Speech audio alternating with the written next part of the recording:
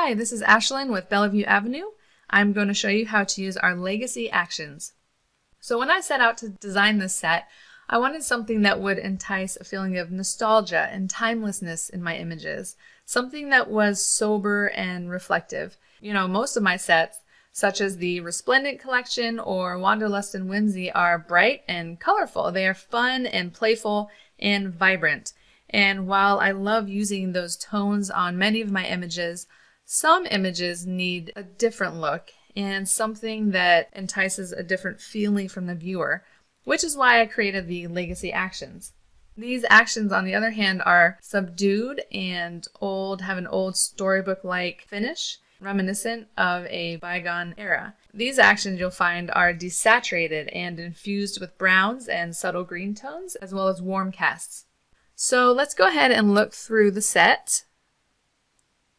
I'm going to go ahead and put it in button mode, which is my favorite mode to use actions in, because all you have to do is click on it and it runs the action. So you would click on this little menu and click button mode. And I find that you can see them a little bit better this way.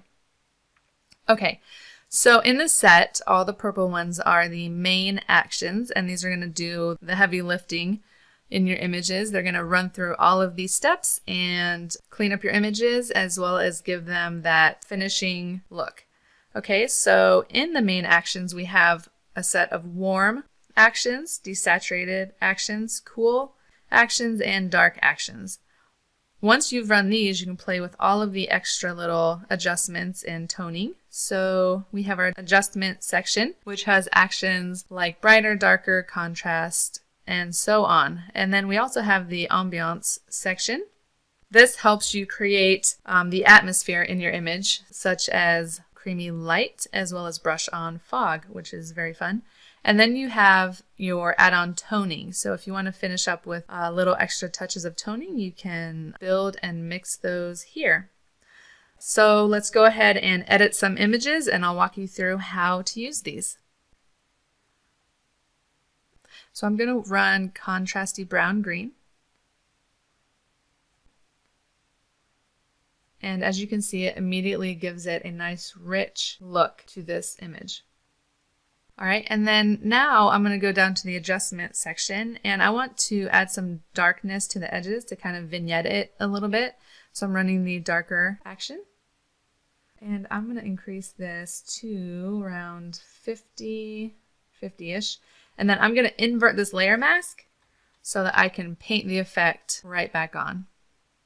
Let me change my brush. And then I'm going to make sure that my flow is a little bit low so that I can build it up. And that my brush is nice and soft. So I'm just going to brush this along the edges to give it somewhat of a vignetted look. And bring the eye to the center where the light is. And then lastly, I want to add a little bit of light to the top, so I'm going to run the Silky White Sunburst. And these are super fun because you can move them around and you can stretch them out and do what you want with them. So I'm just going to place it right up here to add a little glow to the image. And then I'm just going to reduce the opacity down to around 60. So there you go. That's one edit. Let's look at the before and after. Before and after. As you can see, it's added a lot of nice brown and green tones to the image. It's nice and rich, but it's not too heavy-handed.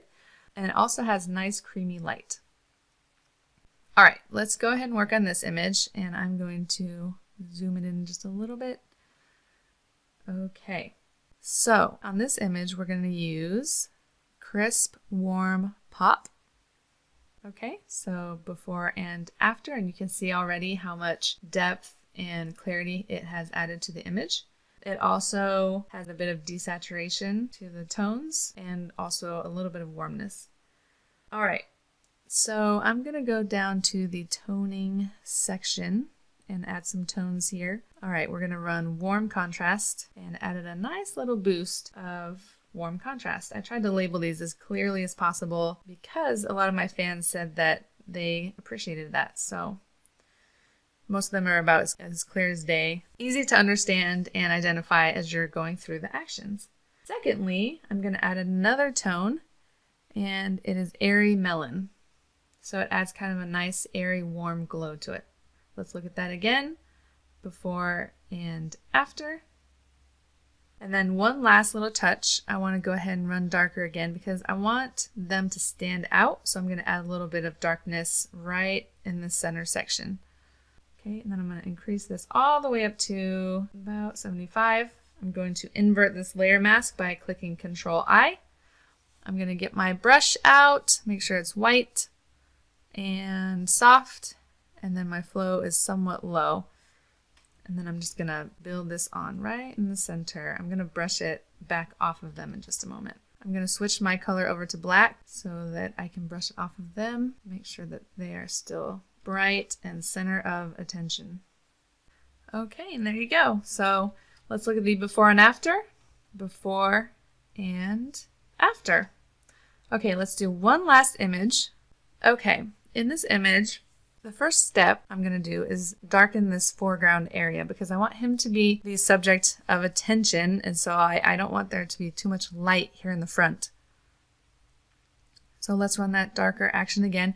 And you can run this just to slightly darken your image if it's a little bit too bright and just leave it as is. I also do like to use it to kind of brush on darkness and light paint where I can. So let's go ahead and increase this to about 40. We're going to invert that again and then brush it on here in the foreground. Let me increase my flow.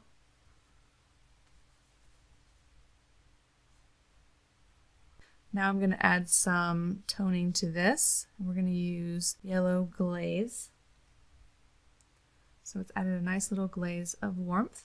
And then we are going to run one of the main actions, and we are going to use dark desaturated.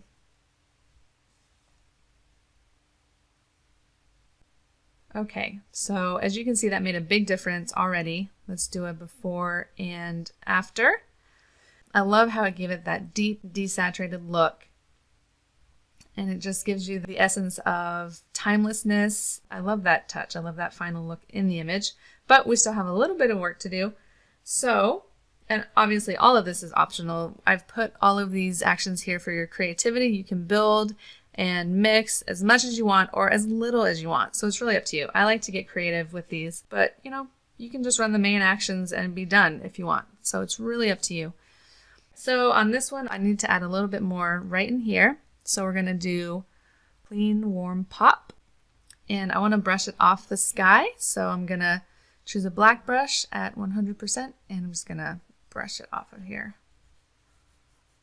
Okay, so that added a nice bit of contrast and warmth to the center section. And then one last one, cool, warm pop. And we're going to do the same, just brush it right off the top. So before and after, and then the clean, warm pop before and after. Okay, let's do one final before and after.